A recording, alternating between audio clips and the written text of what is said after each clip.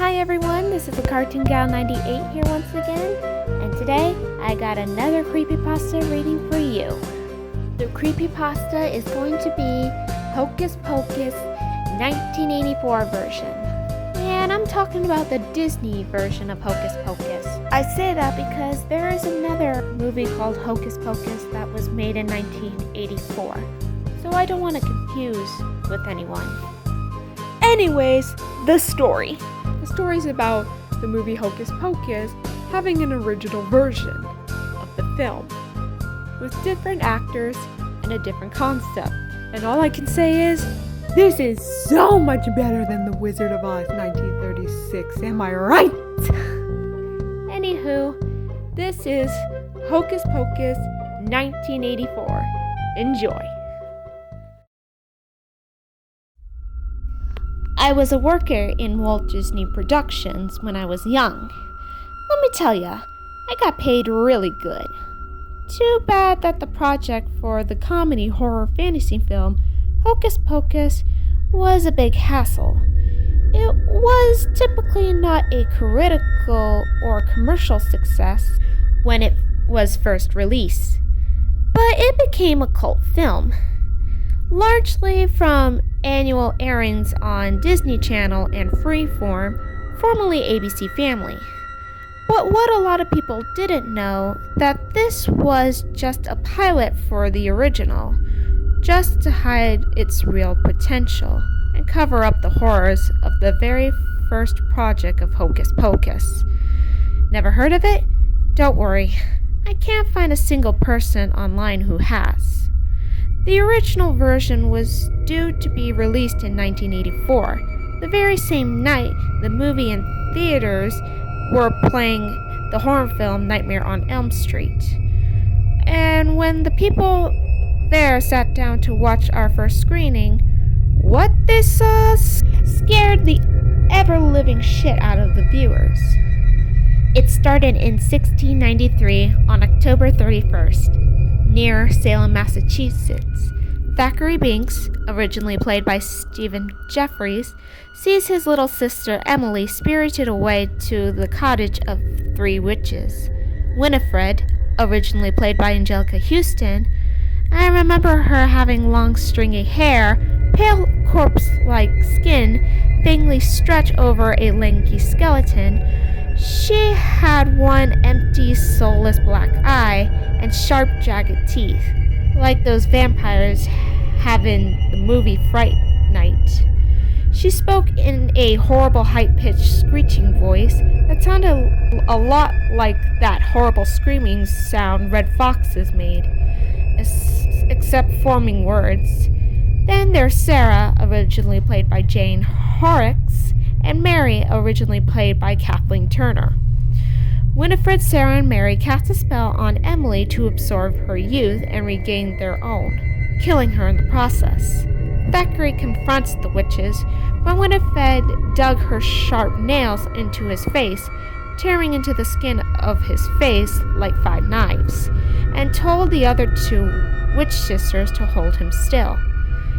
Then came on screen was some sort of pale-skinned, obese being that had no facial features other than a pair of black jelly-blobbed eyes and an enormous wide mouth filled with sharp teeth. That made a screaming or a laughing sound like a demonic Donald Duck. As it crawled on its big round belly and tried to grab at Thackeray's feet with his sharp metallic claws, trying to eat him, but Winifred shooed it away. She then called her spell book and it floated towards her. Speaking of which, that's another thing I remember quite vividly. The book is similar to the 1993 version. The thing is, we forgot to change the book, but that's alright. People love the 1993 version better than the nightmarish version we made. As Winifred grabbed the book and flipped through the pages, she found a spell to turn him into an immortal black cat. As she did this, the transformation from human to cat was one of the most cringy moments people have ever seen. In the 1993 version, Thackeray's transformation was off screen and was in his eye view of the witches. But in the 1984 version, it was similar to the werewolf transformation from Hemlock Grove, but more bloody and too grotesque for younger viewers. In the theater, I saw a man immediately get up from his seat and ran into where you dump your trash in and vomited in it. Thackeray's cat form was the same size of his human self, and he became frantic at the sight of what became of him, and started crying and begging for Winifred to turn him back.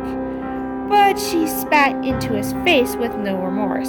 The townsfolk, led by Binks's father, captured the witches. But before being hanged, Winifred's spell book casts a curse that will restruck the witches during a full moon on All Hallows Eve when any virgin lights the black flame candle. Thackeray guards the cottage to ensure no one summons the witches. 300 years later, on October 31st, 1993, Max Dennison, originally played by Fred Savage, is feeling unsettled from his family's sudden move from Los Angeles to Salem.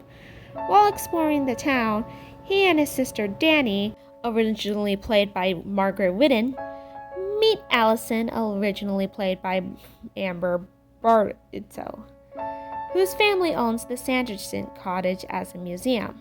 Max suggests that they go there and impress Allison, but is forced to take Danny trick-or-treating. The rest of the film is just like the 1993 version, only more like another episode of The Goldbergs, only that show came years later in 2017. Investigating the cottage, Max lights the black flame candle and eventually resurrects the witches, who plot to continue their plan to suck out the souls of all Salem's children, beginning with Danny. Escaping, Max steals Winifred's spellbook on advance from Thackeray, who yell and threaten him for lighting the black flame candle, becoming more of an unlikable character throughout the movie. Spoiler alert, Thackeray's the side antagonist in the 1984 version.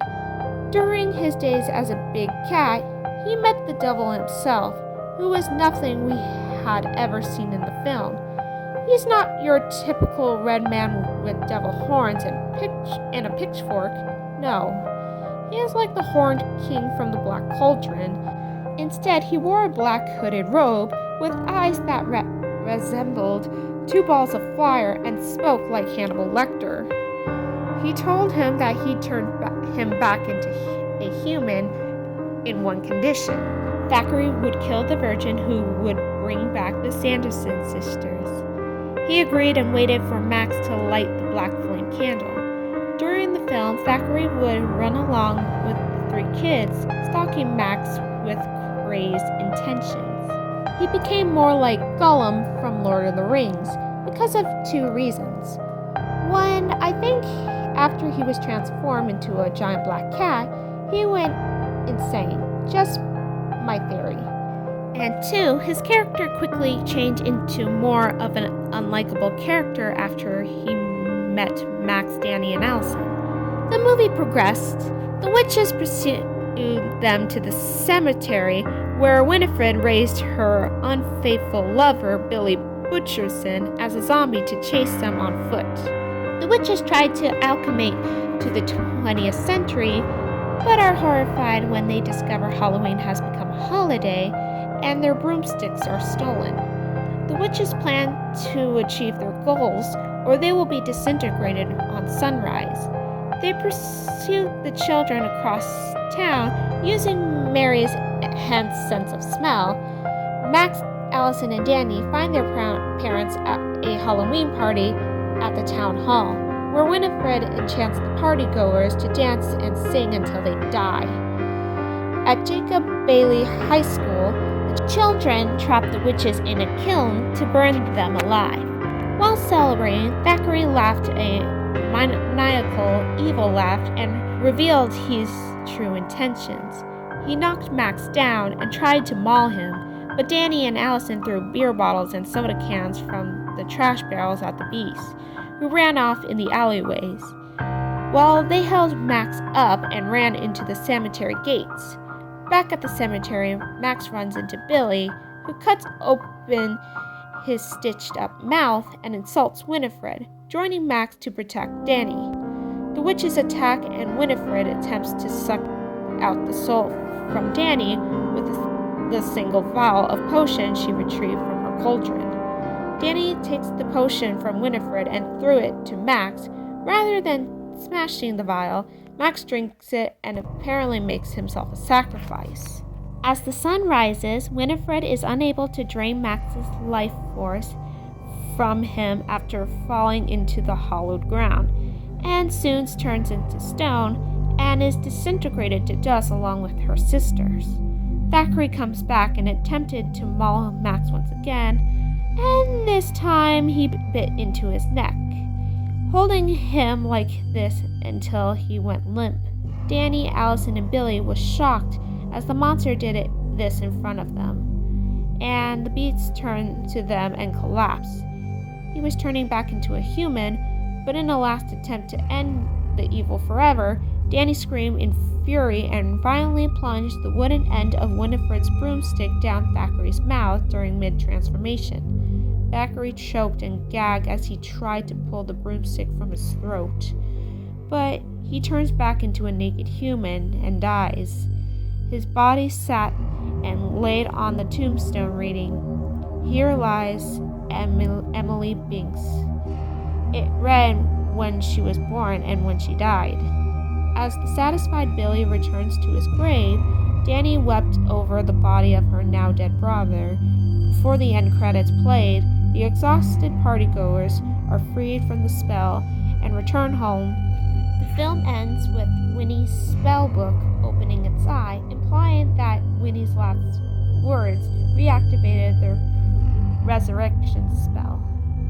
It was finally over, and the people walked out of the theater knowing they were going to have nightmares tonight. The children there were already crying. Some of them were pale as a corpse.